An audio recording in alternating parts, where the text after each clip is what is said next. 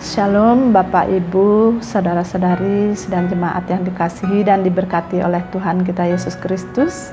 Selamat pagi dan salam sejahtera bagi kita semua. Sungguh berbahagia kita bisa berjumpa kembali pada pagi hari ini, hari Selasa tanggal 30 Maret 2021 dalam program Sarapan Rohani Jemaat Galang Ningyang Abian Base. Saya percaya bahwa perjumpaan kita hari ini hanya karena kasih karunia dan kemurahan Tuhan kita Yesus Kristus. Dan saya sungguh berharap bahwa Bapak Ibu sekalian ada dalam keadaan sehat, penuh sukacita, dan semangat untuk menjalani hari ini dalam penyertaan dan pemeliharaan Tuhan Yesus Kristus. Sebelum kita akan memulai segala sesuatunya, mari kita mengawali hari kita dengan menghampiri hadirat Tuhan melalui pembacaan dan perenungan firman Tuhan yang akan mendasari seluruh kegiatan kita sepanjang hari ini dan seterusnya. Sebelumnya mari kita membuka di dalam doa. Mari kita berdoa. Segala puji dan sembah kami naikkan ke hadirat-Mu ya Allah, Bapa kami yang ada di surga, Allah yang penuh kasih setia dan rahmat. Kami bersyukur atas pemeliharaan dan penyertaan Tuhan yang sungguh amat sempurna di dalam kehidupan kami. Terima kasih untuk waktu istirahat yang Tuhan sudah karuniakan bagi kami, sehingga pada pagi hari ini kami boleh memasuki hari baru ciptaan Tuhan dengan semangat dan kekuatan yang Tuhan berkati bagi kami. Kami akan memulai segala tugas dan tanggung jawab kami pada hari ini. Namun sebelumnya kami mau membaca dan merenungkan akan kebenaran firman Tuhan yang Tuhan telah sediakan bagi kami. Kami rindu setiap langkah di dalam kehidupan kami ada di dalam kehendak dan rencana Tuhan. Namun kami sungguh menyadari bahwa kami adalah manusia yang lemah dan penuh dengan keterbatasan. Karena itu saat ini kami datang dan bersepakat memohon urapan kuasa Roh-Mu yang kudus bagi setiap kami anak-anak-Mu yang mendengarkan firman-Mu pada pagi hari ini. Penuhi kami dengan kuasa-Mu ya Bapa, buka hati dan pikiran kami untuk menerima hikmat Tuhan, sehingga kami dimampukan untuk memahami dan menjadi pelaku-pelaku firman Tuhan di dalam kehidupan kami dimanapun kami berada. Terima kasih Tuhan untuk setiap kesempatan yang Tuhan beri bagi kami dapat belajar tentang kebenaran firman-Mu. Di dalam nama Tuhan Yesus kami berdoa. Amin. Bapak Ibu sedang jemaat yang dikasih Tuhan, firman Tuhan yang disediakan bagi kita pada hari ini sesuai dengan puji dan janji terambil dari 2 ayat, yaitu dari Yesaya 9 ayat 5 dan 2 Petrus 1 ayat yang ke-17. Demikian bunyi firman Tuhan. Seorang anak telah lahir untuk kita, seorang putra telah diberikan untuk kita, lambang pemerintahan ada di atas bahunya. Yang kedua dari 2 Petrus 1 ayat 17, Ia Yesus Kristus menerima kehormatan dan kemuliaan dari Allah Bapa ketika datang kepadanya suara yang maha mulia yang mengatakan, inilah anak yang kukasihi, kepadanya lah aku berkenan. Bapak Ibu, perenungan kita berikan tema pada hari ini, kehormatan dan kemuliaan hanya bagi Yesus Kristus. Saat ini kita berada dalam minggu terakhir di dalam masa sengsara yang juga disebut dengan Minggu Palmarum. Dengan demikian, segera kita akan mengingat dan merayakan Hari Raya Jumat Agung dan sekaligus Hari Raya Paskah atau Hari Raya Kebangkitan Tuhan kita Yesus Kristus yang merupakan puncak karya keselamatan yang dikaruniakan Allah bagi umat manusia. Di saat kita akan mengingat dan merayakan penyataan kasih Allah yang begitu besar dan sempurna bagi kita umat manusia, kita diajak oleh firman Tuhan hari ini untuk mengingat kembali nubuatan yang disampaikan oleh Nabi Yesaya di dalam Perjanjian Lama. Ayat yang menjadi bahan perenungan kita hari ini, bahwa seorang anak telah lahir untuk kita, seorang putra telah diberikan untuk kita, lambang pemerintahan ada di atas bahunya. Dari ayat tersebut kita memahami bahwa kelahiran Tuhan Yesus ke dunia ini yang kita rayakan sebagai Hari Raya Natal menjadi bukti penggenapan janji Allah kepada kita manusia atas nubuat yang sudah disampaikan jauh sebelum Tuhan Yesus lahir oleh Nabi Yesaya di dalam Perjanjian Lama. Hal ini juga menjadi bukti kasih Allah yang begitu besar dan sempurna bagi manusia. Dengan mengutus anaknya Tuhan kita Yesus Kristus turun ke dunia ini, meninggalkan kemuliaan surgawi dan kesetaraannya dengan Allah untuk menjalankan misi Allah, yaitu keselamatan bagi dunia dalam hubungan manusia dengan Allah. Keselamatan bagi semua orang yang mau percaya dan menerima anugerah keselamatan yang disediakan oleh Allah bagi manusia. Ketika Sang Putra Allah sendiri hadir di dunia ini, dunia tetap tidak percaya dan menolak kehadirannya. Allah tidak berhenti dan membiarkan manusia binasa di dalam dosanya.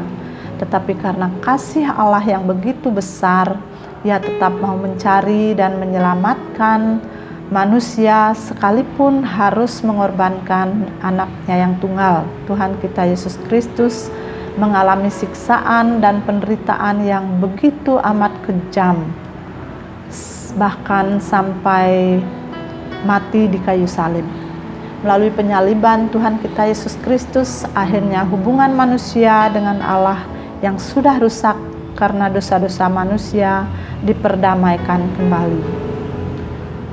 Dengan demikian, setiap orang yang percaya dan menerima Tuhan Yesus sebagai Tuhan dan Juru Selamat beroleh karunia keselamatan dan diperdamaikan dengan Allah. Bukan saja dalam kehidupan setelah kematian, tetapi juga saat kita masih ada di dalam dunia ini. Kita dilayakkan untuk memanggil Allah sebagai Bapa kita melalui putranya Tuhan kita Yesus Kristus. Keraguan dunia tentang karya keselamatan Allah yang dikerjakan melalui kematian dan kebangkitan Tuhan kita Yesus Kristus seringkali dipakai oleh iblis untuk membatalkan misi Allah bagi keselamatan dunia ini. Secara khusus bagi orang-orang yang baru percaya dan baru menerima Tuhan Yesus sebagai Tuhan dan Juru Selamatnya. Banyak ajaran-ajaran dari nabi-nabi palsu atau guru-guru palsu yang mengancam kesatuan gereja pada zaman Simon Petrus, sehingga melalui suratnya Simon Petrus di dalam 2 Petrus 1 ayat 17 mengingatkan kembali bahwa memang benar Tuhan Yesus adalah anak Allah yang berkuasa dan telah berkorban untuk keselamatan umat manusia. Semua yang dikerjakan Yesus semasa hidupnya sebagai manusia di dunia ini juga membuktikan bahwa Dia adalah benar-benar diutus oleh Allah. Ketaatannya kepada Allah untuk melaksanakan semua kehendak Bapa sampai menyerahkan nyawanya membuat Allah sendiri menyatakan kehormatan dan kemuliaan bagi Yesus Kristus ketika datang suara dari Yang Maha Mulia yang mengatakan, "Inilah anak yang kukasihi, kepadanya lah aku berkenan." Mengenai pernyataan Allah ini, Simon Petrus sendiri adalah saksi dari keilahian Yesus Kristus.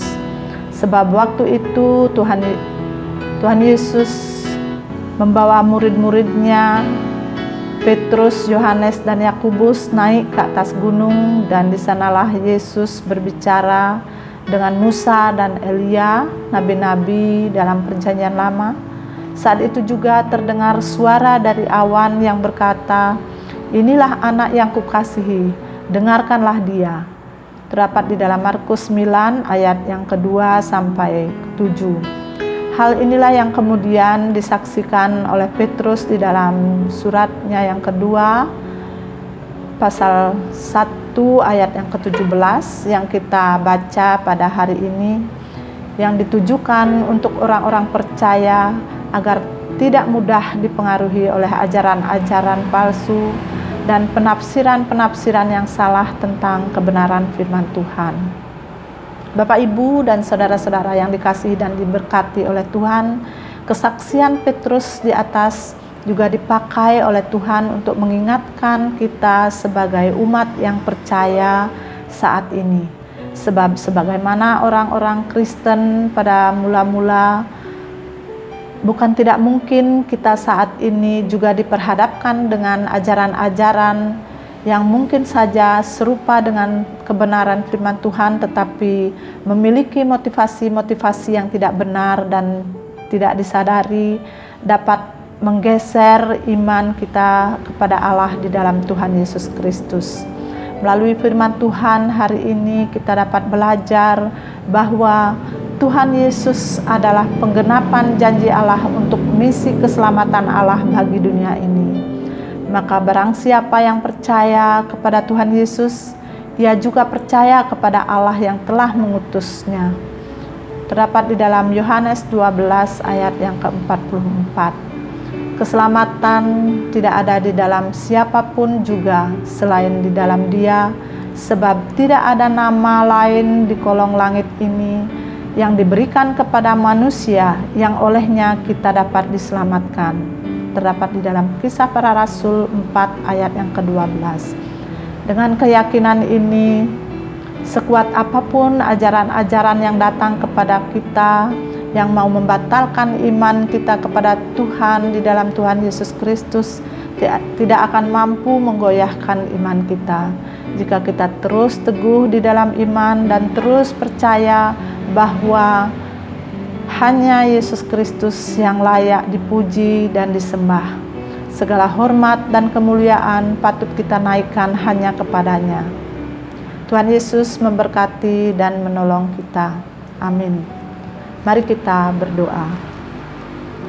Terpujilah nama-Mu ya Allah, Bapa kami yang ada di dalam kerajaan surga. Di dalam nama Tuhan kami Yesus Kristus, kami bersyukur atas firman yang boleh kami dengar dan renungkan pada pagi hari ini.